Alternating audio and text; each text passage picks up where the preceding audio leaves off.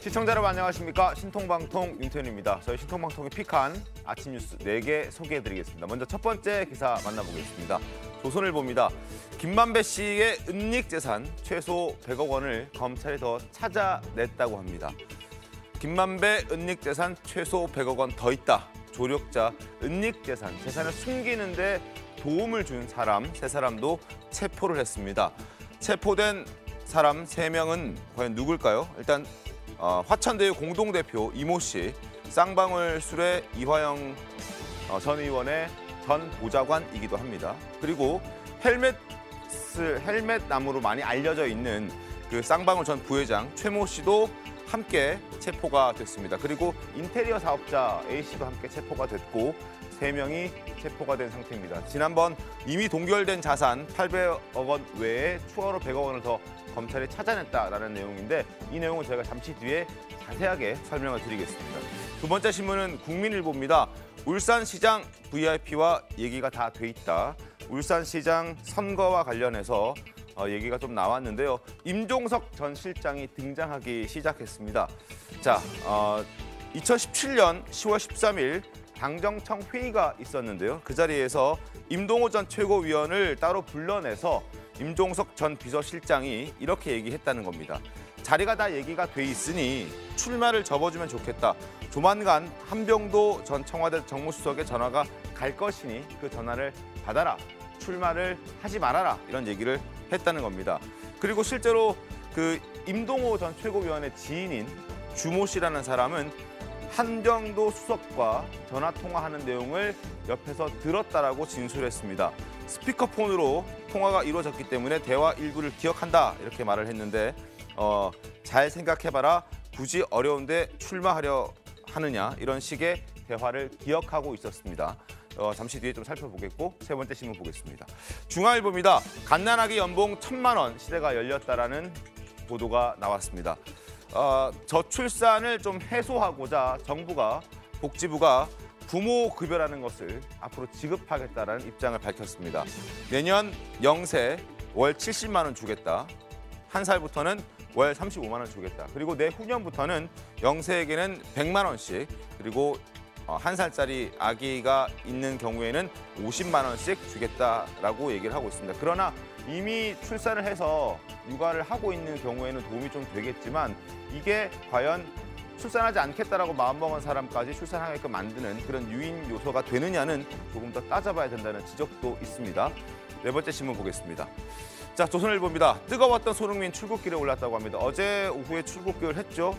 휴식을 끝내고 이제 토트넘 복귀하기 위해서 비행기에 올라탔습니다. 그런데 올라타기 전까지 굉장히 많은 사람들의 둘러싸이면서 비행기까지 지연될 정도로 많은 팬들이 몰렸다고 하는데 일일이 다 사인도 해줬고 팬이 다 잉크가 마를 때까지 사인을 해줬다라는 얘기도 나오고 있습니다. 일단 영국에서 재활을 하면서 시즌을 준비한다고 하는데 앞으로도 멋진 활약을 기대해 보겠습니다. 본격적으로 이야기 시작해 보겠습니다. 패널들 소개 먼저 해드리겠습니다. 반갑습니다. 안녕하세요. 대장동 의혹을 수사하고 있는 검찰이 김만배 씨가 숨기고 있었던 범죄 수익 중에서 이미 동결시킨 800억 원 외에 최소 100억 원을 추가로 찾아냈다고 합니다. 그리고 검찰은 범죄 수익을 숨기는 데 도움을 준 조력한 인물 3명도 체포했다고 하는데 체포된 인물 중에는 쌍방울 전 부회장인 헬멧 남도 포함이 됐습니다. 영상부터 보겠습니다.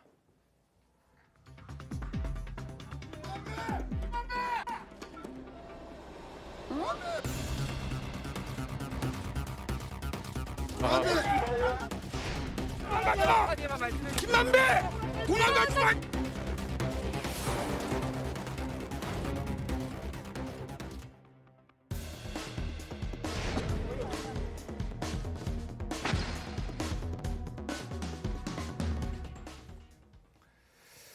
자, 어제 긴급 체포된 인물 방금 보신 헬멧남 최모 씨를 포함해서 모두 3명입니다. 동아일보 함께 보겠습니다.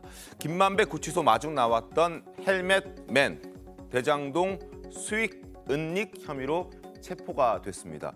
3사람에 집중을 해보겠습니다. 먼저 최모 씨, 전 쌍방울 그룹의 부회장이었고 조직폭력배 출신으로 알려져 있습니다. 김만배 씨가 출소한 날 오토바이 헬멧을 쓰고 마중 나간 그 헬멧맨입니다. 쌍방울 그룹 실소유주 김성태 전 회장과 김만배 씨를 연결해준 인물이기도 하고요. 성균관 대회 담당 부관장을 지냈다고 합니다. 그리고 또 한 사람 화천대유 공동대표 이모 씨. 화천대유 금고지기 역할을 하면서 비자금 수백억 원을 만든 그런 조성한 역할을 하고 있고 이화영 전 경기도 평화부지사가 국회의원으로 있을 시절 보좌관으로 근무했던 입니다. 그리고 마지막 한 사람 바로 인테리어 업자인데 경기도에 김만배 씨 소유의 타운하우스가 있죠. 그곳에 62억 원 정도 하는 타운하우스가 있는데 그곳에 인테리어를 담당하면서 비자금을 조성한 의혹을 받고 있는 사람입니다.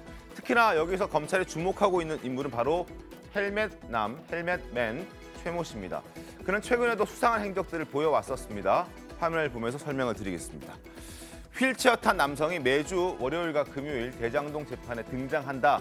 그런 모습들을 기자들이 많이 봤고 남욱 씨에게 저 사람 누구야? 라고 물었는데 이렇게 설명을 했다는군요.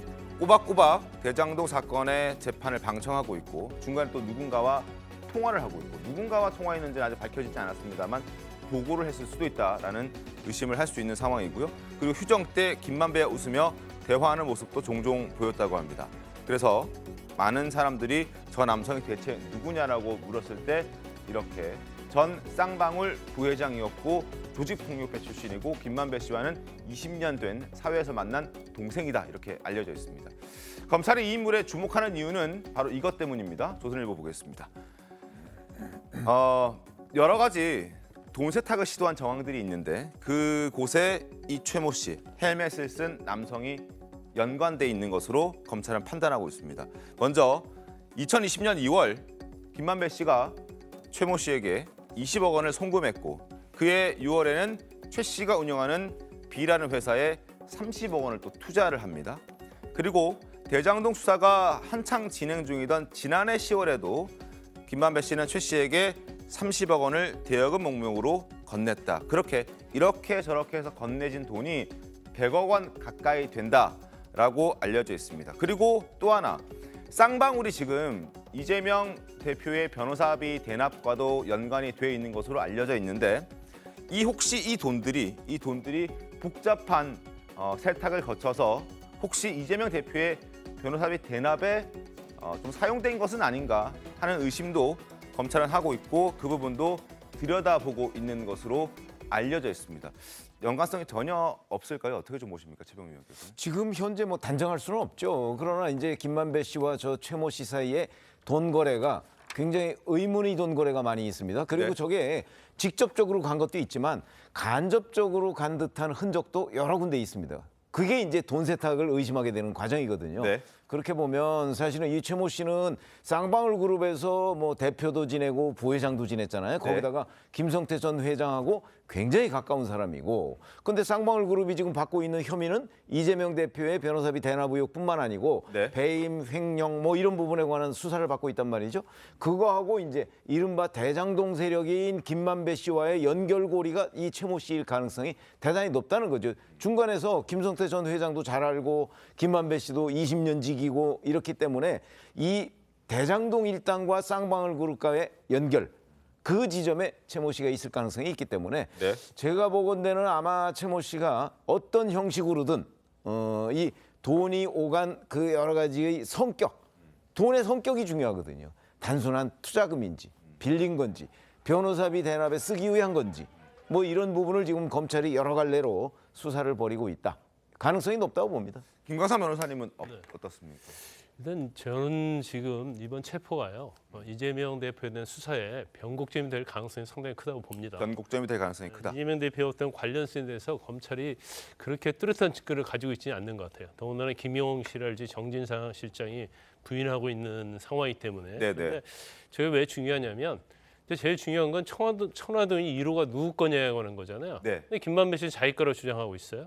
그러면 청와동이 1호가 배당받은 돈에 대해서 김만배 씨가 470억을 자기 이름으로 대출을 받았습니다. 네네. 왜냐하면 이 돈을 함부로 빼갈 수는 없어요. 회사 돈이기 때문에. 근데 472억을 대출을 받아서 지금 언론에 나온 거에 의하면 그 최모 씨에게 20억, 30억, 30억을 주는 거예요. 그러면 왜 주었을까라는 그것도 대출 받아서 돈을 주는 거잖아요. 네. 그러면 이 돈의 흐름이 지금 천화동의 1호가 과연 이재명 시장 측 거냐 당시에 아니면 김만배 거냐 유동규 거냐 지금 이게 굉장히 논란이 되고 있잖아요. 네. 그럼 이 돈의 흐름을 지금 검찰이 쫓아가고 있다 이렇게 볼 수가 있고 또 쌍방울과 관련해서는 이제 김만배 씨가 저 최모 씨의 소개를 통해서 쌍방울과 관련이 되면서 이재명 대표 측의 측근이라고 하는 사람들이 사회이사로도 많이 들어갔고 또 측근이라 할 수 있는 이화영 전 경기도 평화부지사가 또 쌍방울을 사회이사도 하고 그러면서 또 법인카드 또 뇌물 받는 혐의가 있잖아요. 그러니까 이 돈이 변호사비 대납으로 일부는 됐고 또 일부는 이재명 대표 측으로 흘러간 게 아니냐 이 부분을 지금 검찰이 이제 추적을 하고 있다 이렇게 볼 수 있어요. 그래서 과연 뭐 그런 결과가 나올지 안 나올지는 모르겠지만 현재 어떤 수사 상황을 보면 네. 결과적으로 이제 김만배 씨를 압박을 하면서 네. 이재명 대표에 대한 점점 다가가고 있지 않나 이제 그런 생각이 듭니다. 예, 뭐 김강삼 의원님께서 말씀하신 것처럼 470억의 행방을 쫓는 게 검찰인데 저는 대국민 사기극 즉 첨단 금융기법을 이용한 대국민 사기극이 이제 전모가 드러나고 있다고 보는 게 470억의 조선 경위도 결국은 천화동인 1호에서 나온 수익이지 않습니까? 근데 천화동인 1호부터 7호까지가 의결권 있는 우선주 플러스 우선주를 활용한 50% 플러스 한 주를 이용해서 배당이 가게끔 만들었지 않습니까? 그런데 김만배 씨가 자기의 주식을 담보로 470억을 뺐단 말이죠. 그리고 이번에 검찰이 발표한 100억도 과연 김만배의 은닉 재산이냐 할 수가 없다고 판단되는 것이 이미 작년에 470억 중에 100억 원이 쌍방울 시비를 매개점으로 해서 네. 이미 흘러 들어갔어요. 그게 변호사 대납 비용 아닌가 해서 근데 그 100억이 등장한 분양 대행업체 이모 씨, 토목 건설업자 남호 씨한테 갔단 말이죠. 근데 그 돈을 정작 갚은 사람은 또 김만배가 변제했단 말이죠. 그리고 이번에 찾아낸 게 100억이란 말이에요. 그럼 남은 돈이 270억 남은 건데 결국 이 돈이 결국은 김만배가 자기가 자기 이름으로 돈을 빼서 시중에 이미 흘러 들어갔다는 것은 이미 선거 자금으로부터 흘러갔다고 하는 게 또 이모 씨와 남호 씨가 등장했지 않습니까? 40억을 자기가 줬다. 그러면 이 돈은 이미 이재명 대표의 주변으로 선거 당시부터 지금까지 꾸준히 흘러 들어가는 과정에서 검찰의 수사나 유동규 본부장의 어떤 자백 이런 걸 통해서 중단이 된 상황이지 이 돈은 이미 시중에 풀렸다 이렇게 볼 수밖에 없습니다. 네, 그러니까 지금 말씀하시는 거 보면 단정적으로 뭐 이재명 이 돈이 그러니까 화천대유 대장동 일당이 어떤 민간의 수익 자체를 본인들이 나누는 과정들을 가지고 이재명 대표의 선거 자금으로 쓰였다라고 단정지어서 얘기하는 건데요. 그거는 옳지 않은 것 같고요. 정적인 게 아니고 아니, 검찰이 그러게- 수사를 하고 있다 이렇게 그런 얘기하는 거예요. 식의 이제 뉘앙스를 얘기하는 건 아닌 것 같고요. 그다음에 저는 그렇습니다. 지금 보면 검찰이 이 탈탈 털다 보니까 이재명 대표의 어떤 돈이 흘러간 자금들에 대한 입증을 못해요. 유동규 남욱과 김만배의 이 증언 자체가 부딪히고 있어요. 저는 보면 김만배 씨를 지금 은닉재산 최소 100억 있다 그 압박 자체도요. 남욱과 유동규의 말에 왜 부인하고 있냐, 왜 다르게 진술하냐라는 검찰의 압박이라고 보는 것이죠. 그리고 탈탈 터는 부분들 보십시오. 검찰의 수사 자체가 이재명 대표 지금 나오는 게 없는데 나올 때까지 인디안 기우제 하듯이 계속 털고 있어요. 그리고 지금 기사의 방향도 보면 아직 확정적으로 이재명 대표에 대해서 쌍방울이 변호사비 대납이 있을 거라고 검찰은 추정하고 있는 건데 있어야 된다고 생각하면서 수사를 한다. 그런 부분에 있어서는 조금 더 객관적으로 이 부분을 봐야지 이 자체가 이미 이재명 대표와 연관성이 있다고 얘기하는 것들은 조금 좀 시청자나 국민들한테 오해가 있을 수 있다. 저는 좀 그런 말로 대신하고 싶습니다.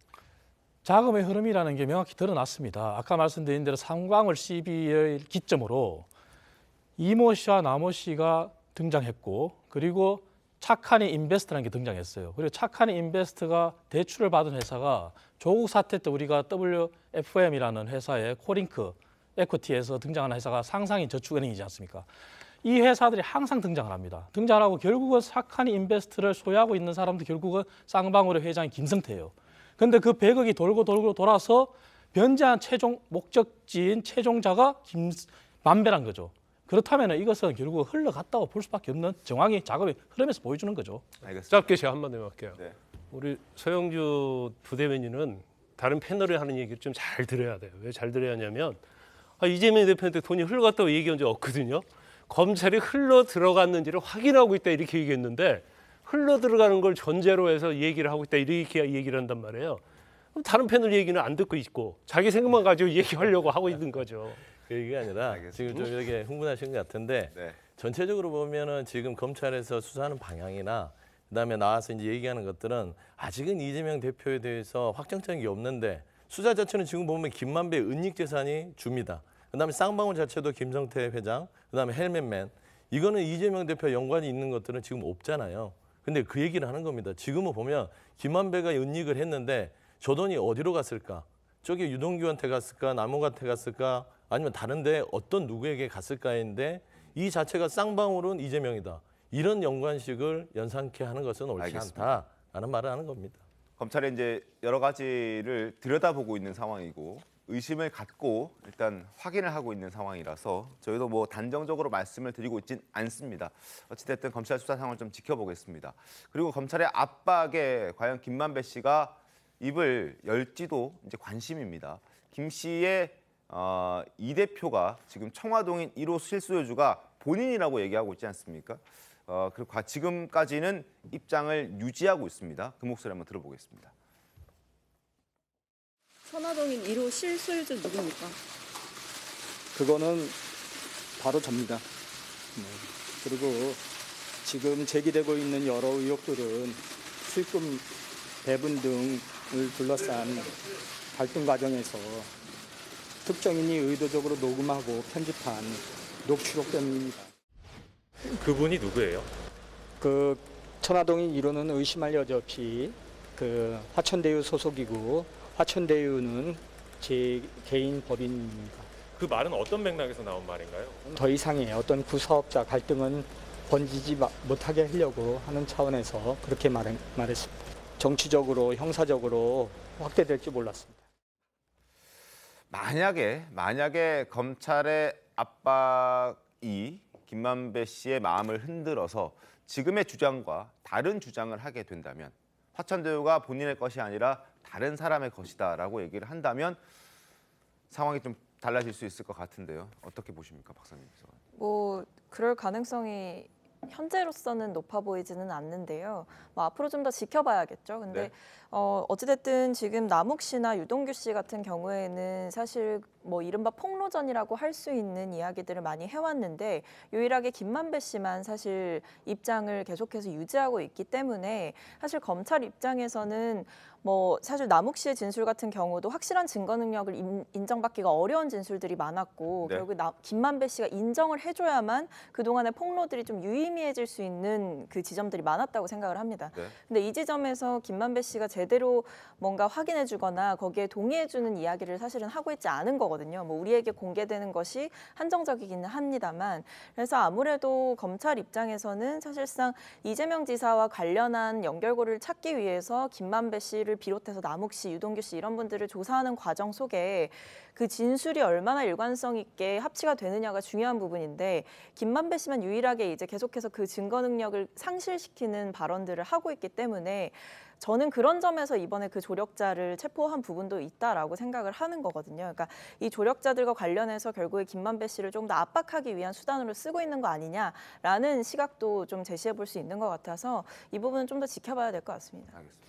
기본적으로 이제 김만배 씨가 입을 열지 않고 있는 이유, 뭐 그런 거 궁금해지는 대목이잖아요. 네. 그거는 지금 검찰이 그 은닉 재산을 추적하고 있다고 했잖아요. 네, 네. 근데 검찰이 찾아낸 게 800억 정도고 100억 정도 해봤자 900억 정도입니다. 그렇죠? 네. 근데 그동안에 검찰이 대략 그 이 화천대유나 이런 데에서 얻은 수익이 4,400억 정도가 넘는다고 하잖아요. 그럼 아직도 수천억 정도가 어딘가에는 있거나 아니면 김만배 씨가 이미 썼거나 뭐 이런 거 아니겠습니까? 그런 점으로 보면 아마 김만배 씨가 이 100억뿐만 아니고 네. 아직도 수많은 돈을 어딘가에 숨겨놓고 있을 것이다. 그럼 김만배 씨가 입을 안 여는 이유는 그걸 나중에 뭐 이제 감옥 갔다 와서 나중에 그게 자기 것으로 만들려고 하다 보니까 지금 이런 문제가 생기는 것이고 그럼 이제 검찰은 그걸 최대한으로 많이 찾아내겠죠. 그래서 김만배 씨가 만약에 더 가져갈 것이 없다 이제 뭐 다 검찰한테 뭐 어찌 보면 다 들통이 났다. 아마 그 순간이 돼야 입을 열 가능성이 저는 있다고 봅니다. 그러니까 일종의 게임 관계다 이렇게 보시면 될 것 같습니다. 알겠습니다. 자, 김만배 씨 입을 저희가 집중을 해보겠습니다. 그리고 이런 가운데 유동규 전 본부장은 계속해서 이재명 대표를 겨냥한 폭로들을 이어가고 있습니다. 자, 화면 보시죠. 이런 얘기했습니다. 이재명 지사를 위해서 준 돈이다. 뭐가? 정진상 실장에게 전달했던 그 돈들은 이재명 지사를 위해서 마련되고 그리고 이재명 지사를 위해서 정진상 실장에게 준 돈이다. 이재명 지사를 위해서 할 수 있는 부분은 다 했다고 생각을 한다. 이렇게 얘기를 합니다. 화면 바꿔보겠습니다. 정진상은 유동규 본인에게 늘 특공대라고 했다. 왜냐? 정진상, 김용이 할 수 없는 일을 유동규 전 본부장이 해왔기 때문에 특공대라고 줄곧 얘기를 했다고 합니다. 그리고 뭐 정치적 해석을 달리하는 분들도 만나면 이재명 편으로 만들어주곤 했다. 이런 얘기까지 구체적으로 하고 있습니다. 유동규 씨가 선거 자금은 물론이고 최측근이 할 수 없는 일까지 도맡아 하는 특공대였다는 주장을 한 겁니다. 그럼에도 불구하고 이재명 대표는 여전히 유동규 씨 관계에 대해서 선을 긋고 있습니다. 목소리 들어보겠습니다.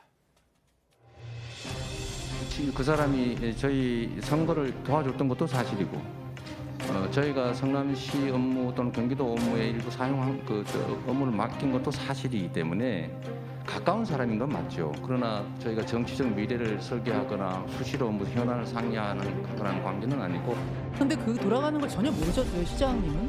우리는 몰랐죠, 당연히. 모르셨어요? 알면 못하게 해서 그러니까.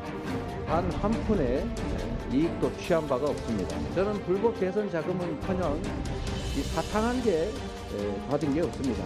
제가 명절 때마다 한우 같은 거 주문을 해요. 크게 막 바구니를 해가지고. 그러면 이제 거기서 재명이 거, 정진상이 김용 거 그건 기분이고 충성맨이었어요. 서영주 대변인님, 네. 일단 유동규 전 본부장이 압수수색 당하기 전에 그 정진상 실장에게 휴대전화 던져라 이런 얘기도 듣고 김용 부원장에게 쓰레기를 먹든지 해서 병원에 입원해라. 그러니까 검찰 수사를 어떻게든 피했으면 좋겠다는 입장들을 거듭 이들이 밝혀오지 않았습니까? 그 얘기는 유동규 전 본부장이 많은 것 알고 있기 때문에 뭔가를 숨기기 위해서 그렇게 얘기를 했던 게 아닌가라는 생각이 듭니다. 그 부분은 이제 그들 간에 유동규, 그다음에 정진상, 김용희 세 사람은 따지고 보면은 그 역할들이 있었죠. 성남시장, 경기도지사 할 때. 근데 저는 봐서는 유동규 씨가 본인 스스로를 뭐 목성, 김용 부원장, 전 부원장이랑 이렇게 같은 역할로 보는 것 같은데 저는 착각인 것 같아요. 뭐 역할은 있었겠지만 유동규 씨는 좀 이렇게 행동대장 같은 걸 했던 것 같고요. 정치적으로는 정진상, 김용 두 분이 아마 정치적으로 같이 동지 의식을 갖고 갔었던 것 같아요. 근데 유동규 씨한테는 그 역할은 줬겠죠. 그러니까 대장동에 대해서 고관 열쇠를 줬잖아요. 말하자면 성남 도시개발공사 기획본부장을 줬고 그 역할을 줬더니 대장동 일당하고 이렇게 손을 잡은 거라는 겁니다. 결국에는 성남시에 좋은 많은 이득을 가져와라라고 역할을 줬더니 대장동 도둑놈들이랑 손을 잡고 돈을 빼돌린 게 들킨 거죠. 그러니까 이런 부분에 있어서는 믿었던 사람에게 말하자면은 뭐 이재명 시장이든 지금 대표죠. 이재명 대표든 저기 김용이든 정진상이든 같은 한 식구였지만 결국에는 그 사람들을 배신한 건 유동규지 않겠냐. 결국에는 대장동 하고 손을 잡아서 돈을 이렇게 빼돌렸으니까요. 그래서 결국에는 정치적 피해를 준 건 유동규인데 저는 보기에는 유동규 씨가 결국엔 지금 진술들이 다 전해 듣고 뭐 그렇게 생각한다, 알고 있다지 확인한 건 없어요. 본인이 이렇게 이재명 시장과 이런 일을 벌였다라는 거 하나도 없거든요. 그럼 결국에는 유동규 씨는 그 정도 수준에서의 주변부였다. 지금 보면 인터뷰 자체도 보세요. 본인이 재판 중에 있는데 인터뷰를 자청해서 하지 않습니까? 근데 인터뷰 내용도 보면 본인이 했던 주장을 다시 재강조하는 수준 이외에 새로운 건 없습니다.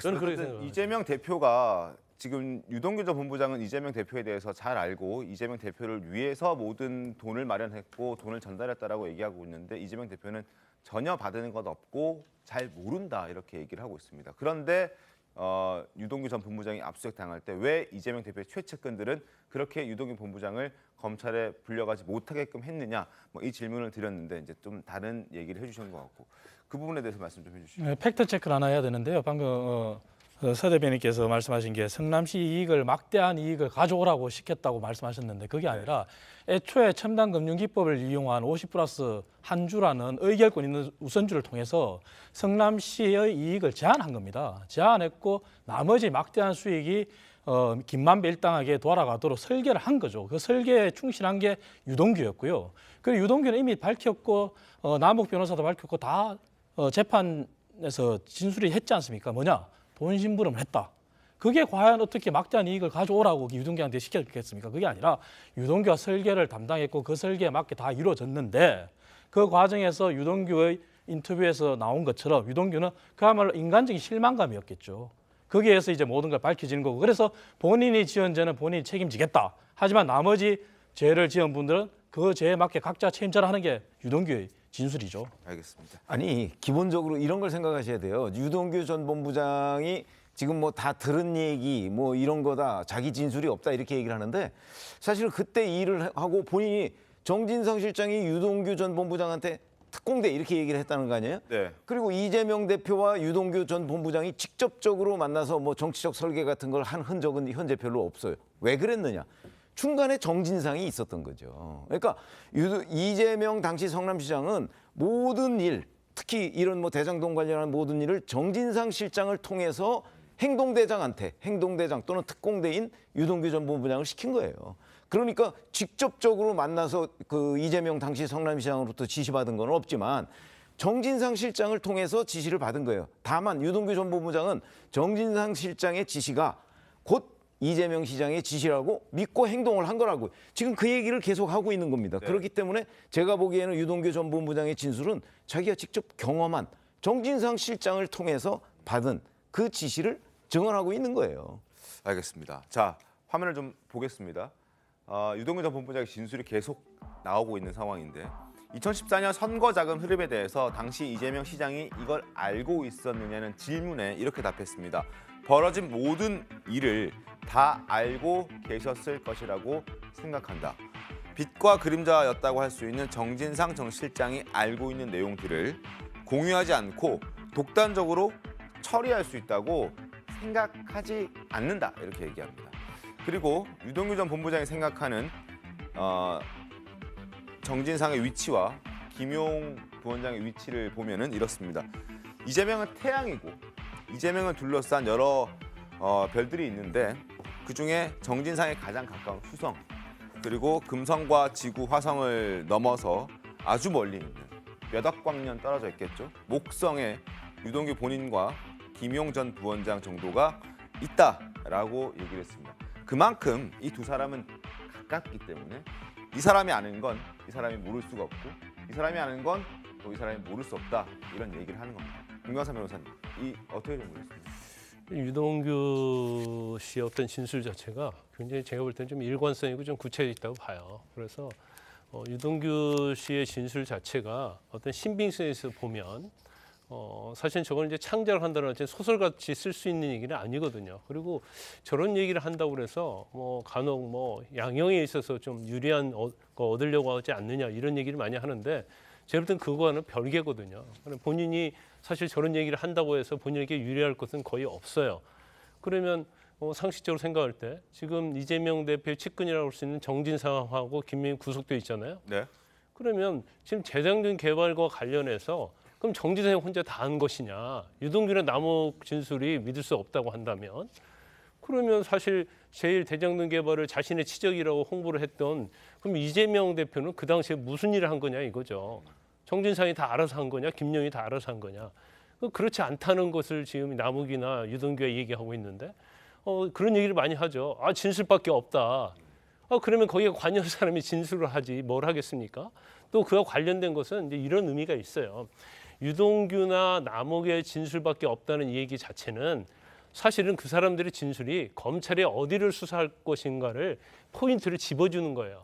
그래서 검찰이 상당히 진도를 좀 나가고 있다고 보고 그다음에 김만배 씨의 어떤 계좌 추적에 대해서 지금 3명인가를 체포를 했는데 그런 부분도 그냥 나온 게 아니고 사실은 남욱이나 유동규랄지 여러 가지의 진술을 크로스 체크하면서 어디를 가야지 범죄 수익을 은닉했는지 경우에 따라서는 뭐 이재명 대표 관련이 있는지 이런 것을 수사할 수 있는 단서를 주기 때문에 제가 볼 때는 저런 말 한마디 한마디가 굉장히 중요한 의미가 있고 향후에 있어서 재판에 있어서도 아주 결정적인 그런 영향을 미칠 거다 이렇게 봅니다. 알겠습니다. 자, 이렇게 검찰 수사가 점점 이재명 대표를 향하고 있는데 이 대표는 민생 투어를 재개했다고 합니다. 여론전에 나섰다는 평가가 나오고 있습니다. 영상 보겠습니다. 우리 사회에 이재명!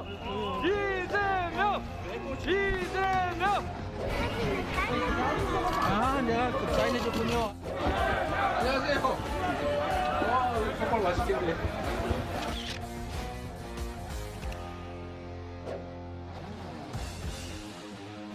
이재명을 지킬 게 아니라 이재명이 대한민국을 여러분을 지키겠습니다. 검찰 독재 규탄한다.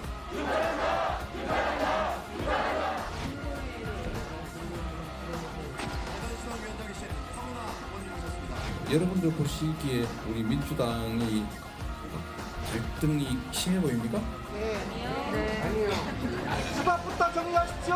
다르다고 다 구분해내는 뭐가 안 됐어요. 우리 안의 차이가 아무리 큰데 우리가 싸워 이겨야 될 상대와의 차이만 더 커진다.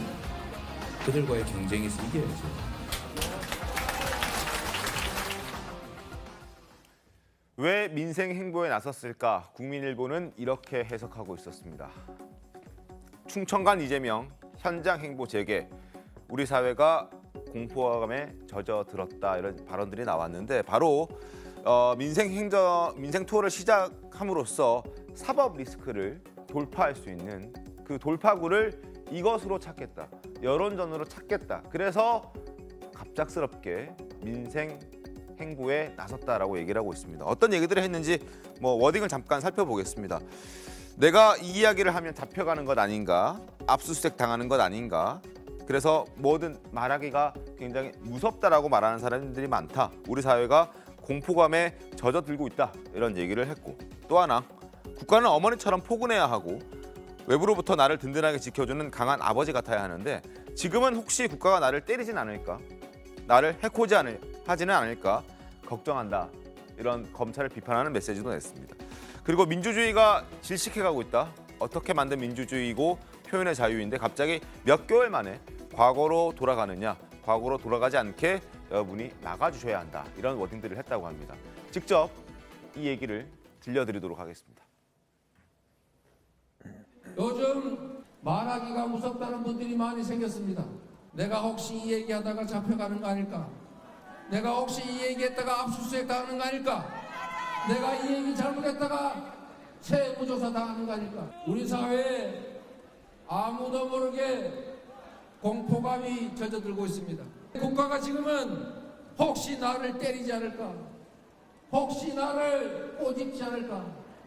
혹시 나를 해코지하지 않을까? 걱정하는 존재가 돼가고 있습니다. 민주주의가 숨을 제대로 쉬지 못하고 있습니다. 질식해가고 있습니다. 바로 여러분이 그걸 막아주셔야 합니다. 함께 하시겠습니까?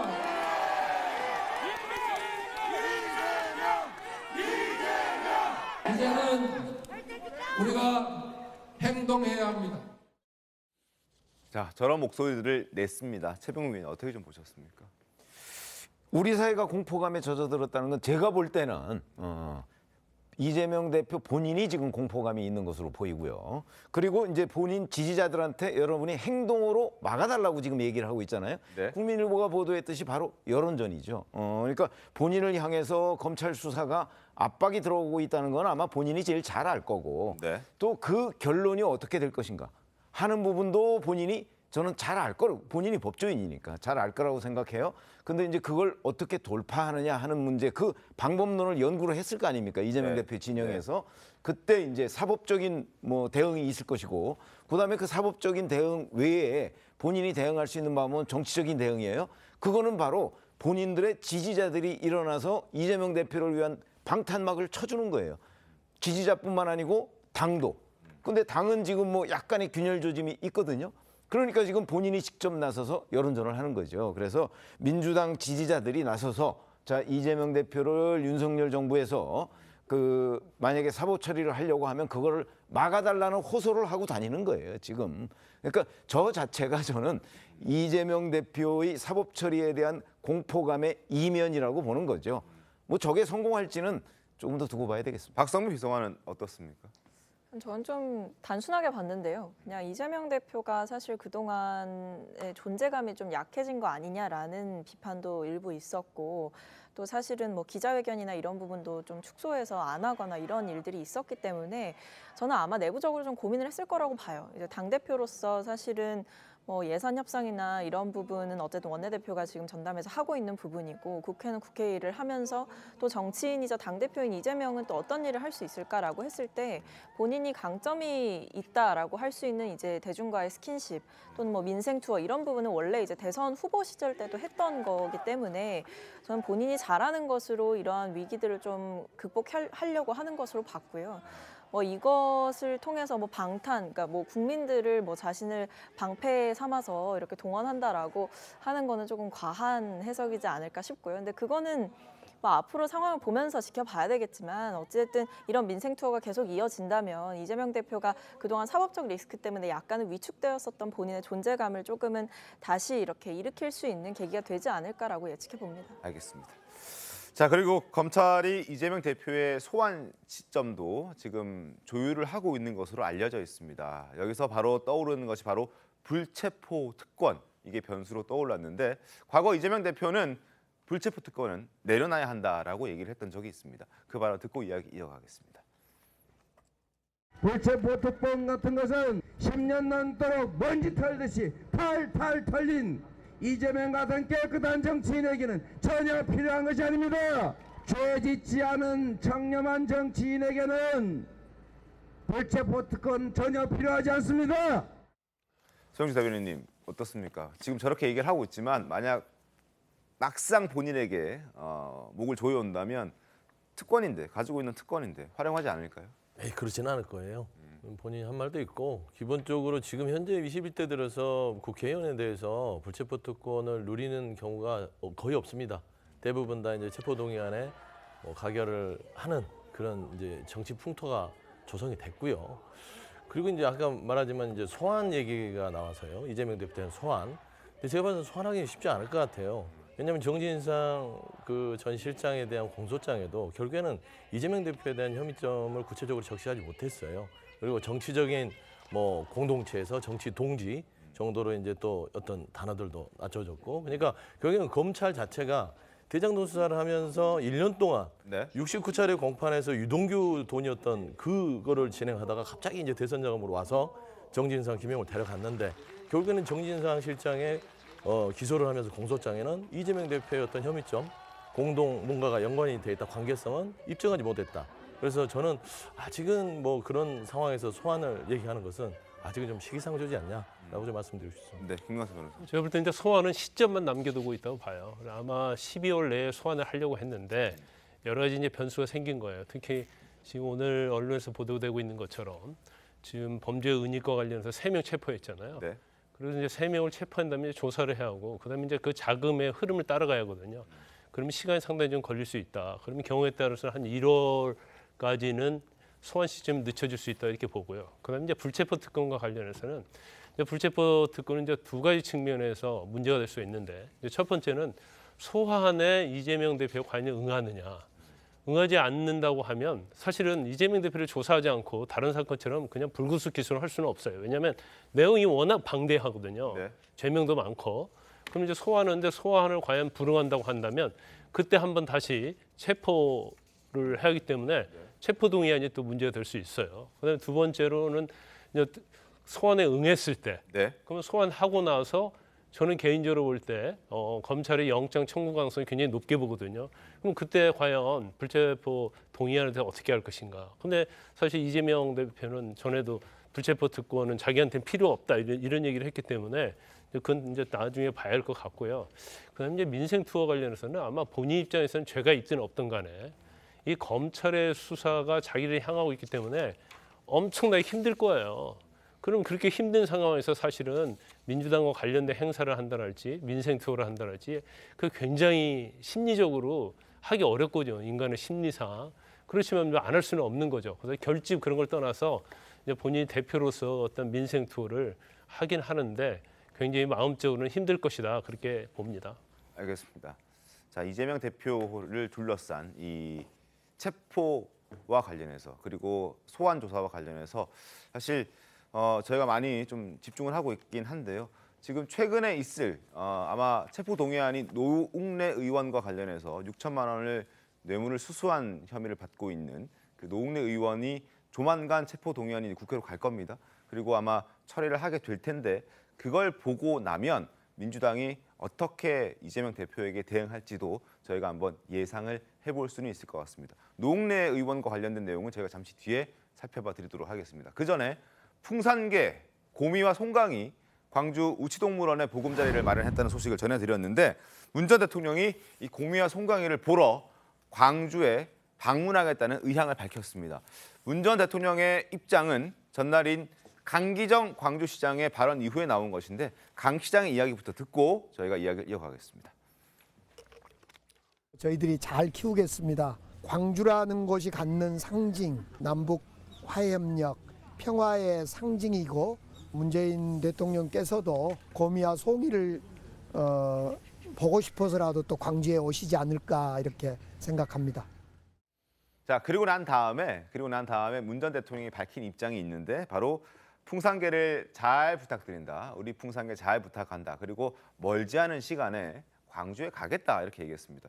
반환할 거였다면 반환했으면 반환한 거지. 굳이 또 광주에 가겠다는. 글쎄 뭐 이제 새로운 보금자리를 찾아서 거기서 견생을 즐기는 거잖아요. 그러니까 이제 문 전 대통령으로서 얼마 전까지 본인이 기르던 이제 풍산개니까 네. 뭐 한번 볼 수 있다고 생각을 합니다. 근데 저게 의례적인 표현인지 아니면 정말 갈 생각이 있는 건지 이거는 뭐 조금 더 지켜봐야 되겠지만 저는 의례적인 표현 쪽에 가깝다고 생각을 합니다. 왜냐하면 가는 것 자체가 정치적인 행위입니다. 민주당의 가장 중요한 정치적 기반이 광주죠. 네. 그런데 문재인 전 대통령이 지금까지 양산에 정착한 이후에 사실 외부 활동을 안 했어요. 왜냐하면 전직 대통령의 외부 활동은 그 자체가 정치 활동으로 이해될 가능성이 대단히 높아요. 근데 어쨌든 풍산개를 보러 간다고 해도 그것이 장소가 광주이기 때문에 이거에 정치적 의미를 많은 국민들이 해석할 거예요. 그래 그걸 무릅쓰고 간다? 만약에 가기로 결정한다면 그 또한 굉장한 정치적 행위고 그 정치적 행위는 그럼 왜 하느냐? 그건 결국은 문재인 전 대통령이 지금 본인도 뭐 서해 공무원 비격 사건이라든가 뭐 기순 어부, 강제 북송 뭐 이런 문제로 사실은 수사선상에 떠올라 있거든요. 아마 그런 부분을 의식한 뭐 지지층 결집의 의도 뭐 이런 것도 있지 않을까 이렇게 생각합니다. 알겠습니다. 뭐 의례적인 표현인지 아니면 진짜 광주에 가고자 해서 얘기한 것인지 뭐 조금 시간이 지나면 드러나겠죠. 지켜보도록 하겠고요. 그 전에 지금 좀 전에 박지원 전 국정원장 이제 검찰 출석 앞두고 기자들이 진을 치고 있는 모습을 보여드렸는데 아마 곧 이제 들어올 것 같습니다. 그리고 본인이 공개하겠다라고 하고 싶다라고 얘기했던 터라서 어떤 입장들이 나올 것으로 보여지거든요. 들어오는 대로 제가 다시 한번 연결해서 생생한 모습을 전해드리도록 하겠습니다. 그 전에 풍산개와 관련된 얘기 좀 더 해보겠습니다. 사진을 조작했다는 내용도 지금 전해지고 있습니다. 뭔가 포토샵을 했다는 내용이거든요. 자, 지금 왼쪽에 있는 사진들이 원본 사진들이고 오른쪽에 있는 사진들이 이제 포토샵을 한 그런 사진들입니다. 뭐가 달라졌냐? 그냥 가만히 있는 개를 입꼬리를 올리고 눈을 웃는 눈으로 바꾼 겁니다. 큰 화면을 보시면 바로 티가 날 텐데 지금 빨간색 화살표로 표시가 되어 있죠. 오른쪽에 있는 것은 눈이 평범한데 입도 일자로 뻗어 있는데 지금 이 사진은 입꼬리가 올라갔고 눈도 웃고 있는 눈으로 바뀌었습니다. 포토샵이 뭐 잘못된 건 아니지만 굳이 이렇게 포토샵까지 했어야 하느냐, 사파를 그리는데 뭔가 조금 사실과 다르게 그렸어야 하느냐 이런 비판들은 나오고 있습니다. 박성민 비서관이 어떻게 보셨습니까? 저는 사실 이게 논란이 되는 게 좀 이해가 안 돼요. 왜냐하면 사실 저렇게 사파로 표현을 하면서 조금의 뭐 포토샵이나 이런 부분이 들어가는 거는 당연히 할 수 있는 일이라고 생각을 하거든요. 저게 뭐 법적으로 문제가 되는 사안도 아니고 아니면 없는 사실을 만들어낸 것도 아니고 그리고 사실 마루는 이제 최근에 무지개 다리를 건넌 반려견이었는데요. 아무래도 그 애정과 그 함께했던 시간이 있었기 때문에 저 정도의 뭐 포토샵 이런 거 가지고 문제를 삼는 거야말로 저는 그냥 비판을 위한 비판이라고 생각합니다. 알겠습니다. 자, 말씀을 드리는 순간 박지원 전 국정원장이 서울중앙지검의 모습을 드러냈습니다. 취재 기자들과 카메라 기자들의 손과 또 눈이 바빠지는 순간이 됐는데 박지원 전 국정원장이 지금 한 발 한 발 걸어 들어오고 있습니다. 마스크도 벗었습니다. 어떤 얘기하는지 직접 들어보겠습니다. 우선 안 그래도 소란스러운데 국민 여러분들에게 심려를 끼쳤지 않는가 이런 생각을 했습니다. 그리고 오늘 특히 가장 추운 날씨에 기자 여러분들이 수고하신다는 말씀도 드립니다. 오늘 저를 조사함으로써 개혁된 국정원을 그 이상 정치의 장으로 끌어들이지 않기를 진심으로 바랍니다. 다시 한번 말씀드립니다마는 저는 국정원을 개혁하러 갔지 삭제하러 가지 않았습니다. 과거 국정원의 병폐가 가장 피부로 느끼고 감사할 곳은 검찰입니다. 감사원입니다.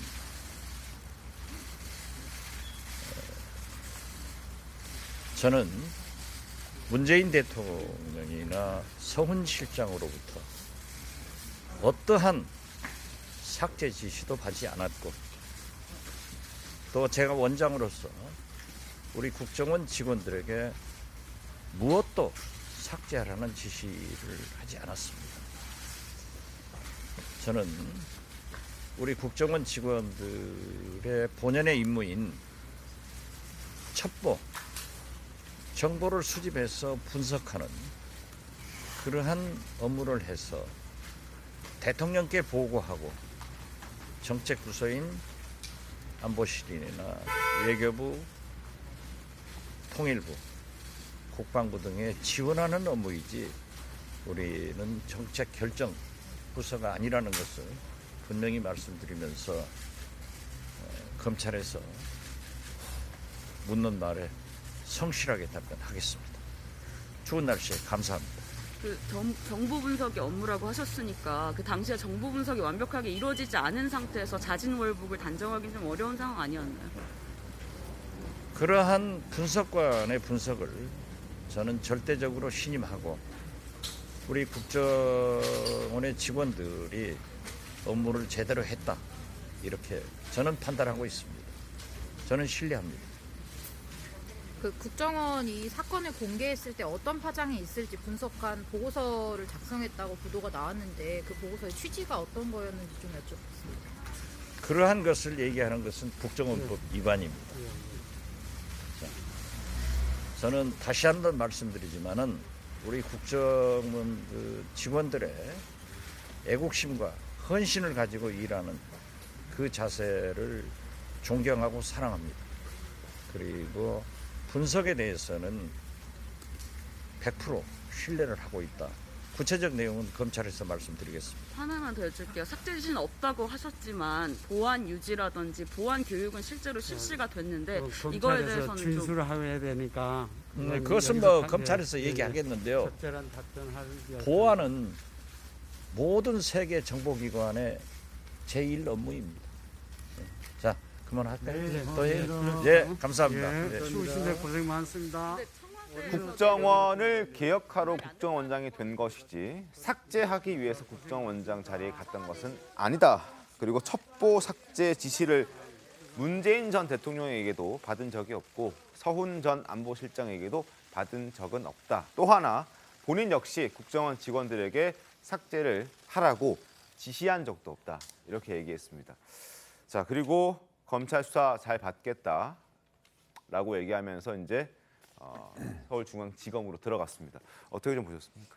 저는 그 굉장히 중요한 대목을 지금 박지원 전 원장이 얘기했다고 봅니다. 마지막 부분에 관한 질문인데요. 네. 그 사실은 삭제하라 이렇게 지시를 한 사람은 없었을지도 몰라요. 근데 서훈 전 안보실장을 비롯해서 보안 유지를 당부했다는 기사는 굉장히 많이 나왔어요. 네. 그렇죠? 근데 지금 질문이 보안 유지잖아요. 그러니까 거기에 대해서 보안은 국정원 등 전 세계 정보기관의 생명과도 같은 일이다 이렇게 얘기를 했어요. 그러면 보안 유지를 하라고 그러는 것은 곧 그와 관련돼서 배치되는 정보들을 삭제하라는 거와 저는 같은 의미로 받아들였을 가능성이 있어요. 그런데 그 부분을 지금 부인을 안 하잖아요. 보안 유지 부분을. 그래서 아마 검찰에서 그런 부분을 중점적으로 파고들지 않을까. 왜냐하면 보안 유지를 하라고 자꾸 얘기를 하면 이게 보안 유지가 될 수가 없는 거잖아요.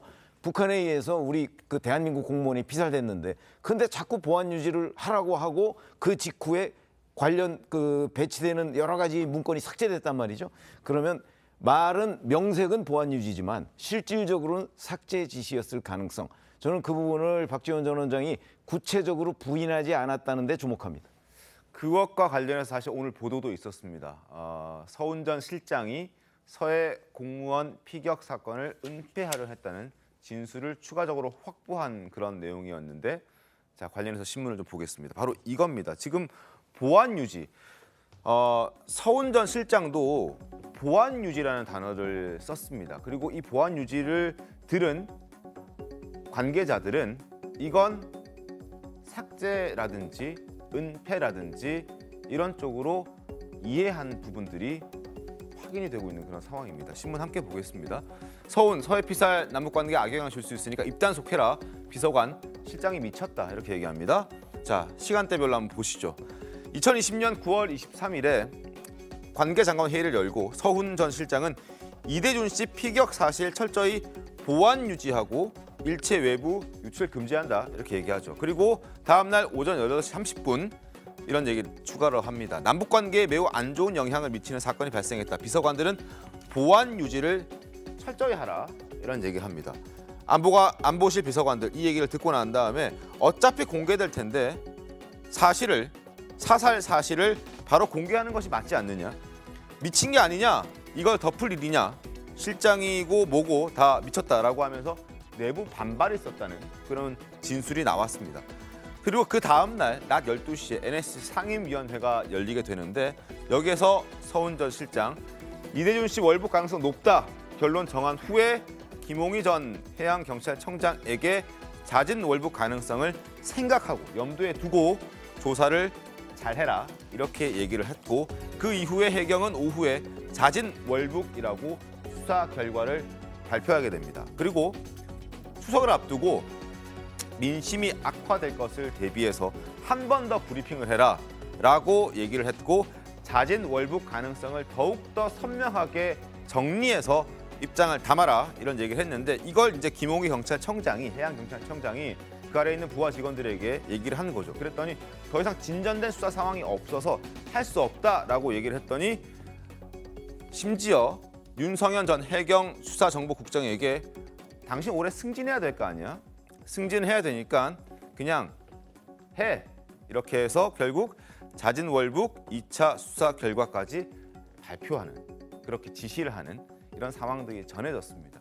이걸 보면 보안 유지라는 단어가 어떻게 이들에게 쓰여졌는지 조금 생각해 볼 수 있는 대목이 될 것 같은데. 그러니까 최병무 위원님 말도 그렇게 볼 수도 있어요. 보안 유지 부분을 강조한 부분들이 뭐 삭제로 그랬을 수도 있다라는 추측성이 가능성이 높을 수도 있지만 반대로 얘기하면 보안 유지는 말 그대로 그냥 정보기관의 기본적인 업무입니다. 특히 남북관계에서 북한에 대한 첩보나 내용들이 담긴 거는요. 굉장히 보안 유지가 필요한 내용입니다. 그렇지 않습니까? 그렇기 때문에 기본적으로 월북으로 추정되는 부분들이 여러 가지 정보와 첩보를 써서 정책적 판단을 한 부분들이 처음에 원본이 삭제된 건 아닙니다. 이 보고서들 부분들이 삭제가 된 것이죠. 당시에도 여러 증언들이 있어요. 증언들을 보면 이게 우리가 다 봤던 월북으로 추정되는 부분이 있다라는 부분들이 더 확산되지 않도록 가지고 있는 파일들을 좀 제거하고 확산되지 않도록 보안 유지를 해라라는 지시를 해요. 그거는 당시에도 그런 얘기가 있었고 그건 인정하는 바잖아요. 그리고 지금 현재 국방부에서도 그 부분에 있어서는 원본은 있대. 사본 자체를 보안 유지 때문에 삭제했다라고 얘기를 합니다. 이거는 현재 윤석열 정부의 국방부에서 답변한 내용이에요. 그러니까 이거를 여러 가지 재판까지 간 부분도 조금 저는 이해를 할 수 없으나 이 부분은 재판에서 가려져야 될 부분인 것 같아요. 그리고 동아일보 지금 보도 내용들을 보면 지금 언론에 나온 부분들을 다 보면 확인된 것 없이 다 전해지고 알려지고 그 정보의 출처는 검찰반입니다. 그래서 지금 보면 검찰이 확보한 진술 중에 그게 어떻게 확인되는지는 모르겠지만 그런 진술들이 계속 흘러나오면서 정체적으로 검찰이 어떤 서해 피격 사건의 어떤 공소를 유지하기 위한 기소를 위한 여러 가지 어떤 여론전을 하고 있다라고 생각하고 있습니다. 알겠습니다. 자, 오늘 조금 전에 박지원 전 국정원장 이제 조사 받으러 들어갔고 어제 노영민 전 비서실장 조사 받았습니다. 그리고 지금 서훈 전 안보실장 이미 기소가 돼 있는 상태고 구속돼 있는 상태입니다. 그렇다면 남은 사람은 바로 문재인 전 대통령일 겁니다. 검찰은 어떻게 생각하고 있는지 일단 좀 보겠습니다. 일단 서훈, 박지원 등 혐의가 명확한 문정부 참모들부터 우선 기소를 할 거다. 그러나 아직까지 문재인 전 대통령에 대해서는 수사를 할 생각은 좀 적은 것 같습니다. 서 전 실장이 사건 은폐를 결정하고 문 전 대통령에게 관련 보고를 제대로 하지 않았다는 검찰의 결론을 바꿀 새로운 증거가 없다는 판단이 우세한 것으로 전해졌다. 다만 문 전 대통령에 대한 조사가 완전히 닫힌 건 아니다. 앞으로도 재판을 하는 과정에서도 새로운 내용이 나온다면 할 수 있다. 이런 얘기를 하고 있거든요. 박세미 선 어떻게 보세요? 그러니까 지금 중요한 게 은폐를 했냐라는 부분이 하나가 있는 것이고 하나는 이제 고의적으로 월북으로 단정을 했다라는 부분, 이렇게 크게 두 부분이 지금 이 사안에서 되게 중요한 부분인데, 일단 문재인 전 대통령을 제대로 조사를 하기가 아마 어려울 거예요. 왜냐하면 대통령의 지시사항, 그러니까 이 서해 공무원 피격 사건을 보고를 받은 대통령의 대면 보고를 받았던 대통령의 첫 번째 지시사항은 일단 북한의 사실관계를 확인해라 였고요. 그다음에 그 뒤에 나왔던 바로 이어졌던 그 지시사항은 국민들께 그것이 사실이라면 있는 그대로 공개해라라는 것이 지시사항이었습니다. 그렇기 때문에 뭐 검찰에서 지금 계속 이 사건과 관련해서 얘기하는 뭐 보고서 삭제 또는 고의적 은폐 이런 부분이 전혀 해당될 수가 없는 내용이고요.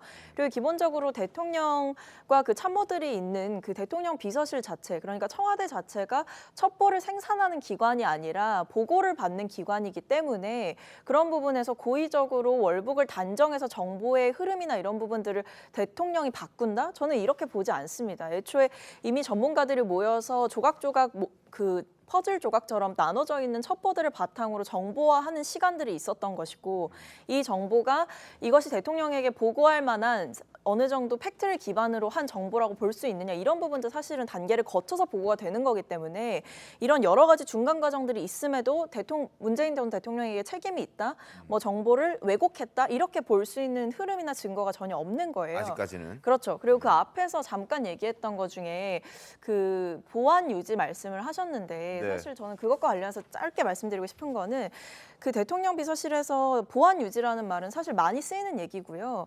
그게 보고서 삭제를 구체적으로 지시하거나 이야기하기 위해서 쓰이는 단어라기보다는 특정한 사안이 윗선에 아직 보고가 되지 않았던 상황, 또는 비밀 유지가 되어야 되는데 아직 공개 시점이 다다르지 않은 상황, 아니면 불확실한 정보가 언론에 새어나갔을 때 문제가 될 수 있는 상황, 이런 부분들에 대해서 되게 종합적으로 비서관실 회의나 참모들 회의에서는 보안 유지를 잘 하자. 혹시라도 이것이 뭐 새어나갈 수도 있고 실수를 해서 취재될 수도 있는 부분이기 때문에 좀 조심하자라는 차원의 주의였던 걸로 보입니다.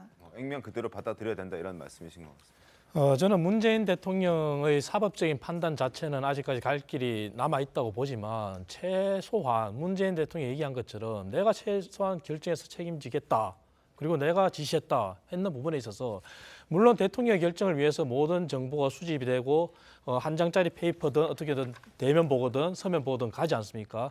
아까 박세미 비서관도 얘기한 것처럼 물론 그렇게 가지만 그 상황에 있어서 대통령이 잘못 판단을 했을 수도 있는 거죠. 그렇다면은 그 대통령한테 가는 문건에 있어서의 내용이 잘못됐다고 한다면은 지금이라도 지금 월북을 단정한다, 단정하지 말자, 거기에서 싸움에서 가장 중요하게 팩터 밝혀진 부분이 북한군이 서해 공무원이 왔을 때 왜 왔느냐 했을 때 제대로 대답을 못했다면 그 정황만으로도 월북이 아니라는 게 밝혀지지 않습니까? 그렇다면 지금이라도 문 대통령이 해야 될 제스처는 내가 잘못된 보고에 의해서 그렇게 판단을 받을 수 있었다.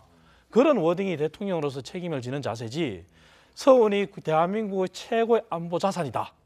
그런 형태의 어떤 보호 그리고 이번에 모든 사안들을 그런 식으로 몰고 가는 자체가 대통령으로서 할 일은 아니라고 저는 봅니다. 짧게.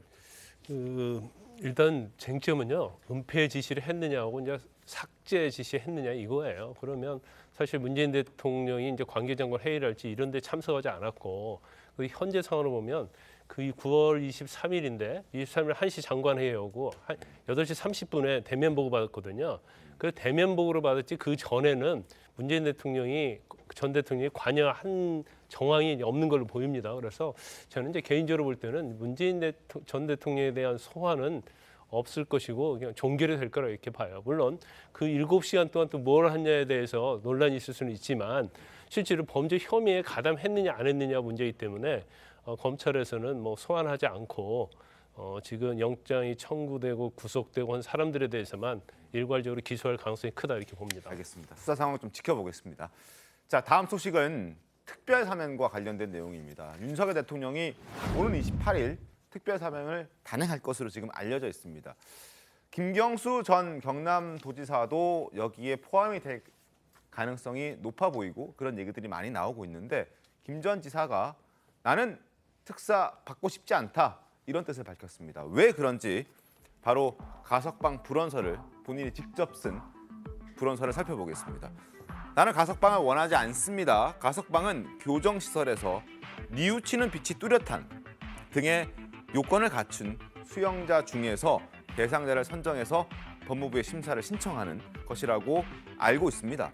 그런데 나는 처음부터 줄곧 무죄를 주장해왔고 그리고 나로서는 이러한 요건들을 없음에도 불구하고 이런 요건이 없음에도 불구하고 이렇게 가석방 대상자가 되고 특별 사면 대상자가 되는 것에 대해서 받아들일 수 없다. 제 뜻과 무관하게 심사 신청이 진행됨으로써 불필요한 오해를 낳고 있어서 다시 한번 분명히 밝힙니다. 나는 원하지 않습니다. 결국 뉘우치는 빛이 뚜렷하니 요건인데 나는 뉘우치지 않기 때문에 그리고 나는 여전히 무죄라고 생각하고 있고 대법원의 판단에 대해서 부정하고 있기 때문에 특별사면 대상자에서 난 빼달라 이런 얘기입니다. 김 전 지사는 교도소에 수감되기 전에도 입장을 밝혔는데 그때도 죄를 인정하지 않는 목소리를 냈었습니다. 한번 들어보시죠. 진실이 바뀔 수는 없다는 점을 다시 한번 분명하게 말씀드립니다. 그렇게 외면당한 진실이지만 언젠가는 반드시 제자리로 돌아올 것이라고 저는 확신합니다. 시련의 시간 묵묵히 인내하고 건강한 모습으로 돌아오겠습니다. 최병 위원님, 결국 본인이 나는 뉘우치지 않고 있다라고 인정을 해버리는 거죠. 그렇죠. 인정을 해보니까 아니 뉘우치지 않는다는 것이 이제 가석방 요건 뭐 이런 데 해당이 안 되니까 아마 그래서 9월 뭐 11월 뭐 이 두 번째 심사에서 탈락했을 수도 있다고 저는 생각을 하고요. 네. 근데 이제 사면에 대해서는 조금 애매한 표현이에요. 이명박 전 대통령과 뭐 끼워 팔기, 구색 맞추기식 사면을 거부한다 이렇게 돼 있거든요. 그러면 그게 아닌 사면은 찬성한다는 뜻인지 좀 표현이 애매해요. 그런데 내년 5월 4일에 지금 출소하거든요. 네. 그대로 놔두면. 네. 그래서 이제 지금까지의 언론 보도는 복권 없는 사면을 검토한다 이런 거거든요. 근데 박홍근 민주당 원내대표 말에 따르면 사면 복권을 같이 해달라 이렇게 얘기를 하고 있어요. 그러면 김경수 전 지사의 속마음은 이번에 사면 복권 나는 원하지 않는다는 뜻인지 아니면 박홍근 원내대표 말대로 사면 복권을 같이 해달라는 뜻인지는 분명하지가 않는데 저는 후자라고 봐요. 사면 복권을 같이 해달라는 뜻으로 읽힙니다. 제가 보기에는. 그러나 이제 저런 식으로 저거 일종의 옥중 정치거든요. 네. 옥중에서 이제 자기가 나 뭐 무죄다 이렇게 해서 이제 본인에 대한 어떤 지지층, 나중에 정치 재기의 발판 뭐 이런 걸 마련할 것으로 보이는데 저렇게 되면 여권에서 뭐 본인이 원하지 않는다는데 굳이 뭐 해줄 필요가 있나 이런 아마 움직임도 있을 것이어서 조금 더 기다려 보죠. 알겠습니다. 28일 뭐 며칠 안 남았습니다. 뭐 기다려 보겠고 지금 말씀해 주셨던 대로 민주당에서는 복권도 함께 해라. 복권해주지 않는 사면은 사실상 의미가 없다. 그리고 이 얘기를 놓고 한동훈 장관과 연결을 짓고 있습니다. 우상호 의원의 목소리 들어보겠습니다. 이명박 대통령과 김경수 전 도지사를 사면 복권하는 얘기가 여야 간에 굉장히 깊숙이 얘기가 됐어요. 한동훈 법무부가 반대해서 할 수가 없다. 어떻게 보면 가석방 대상자예요. 예. 근데 그 5개월 남은 형기를 면제해 주면서 복권을 안 해주겠다. 이게 뭐 하는 겁니까? 예? 이건 말이 안 되는 거예요. 그래서 저는 한동훈 장관에게도 내가 분명히 말씀드리는데 본인이 다음에 대통령 나오는데 김경수 지사가 혹시 경쟁자가 될까봐 막는 겁니까 복권을?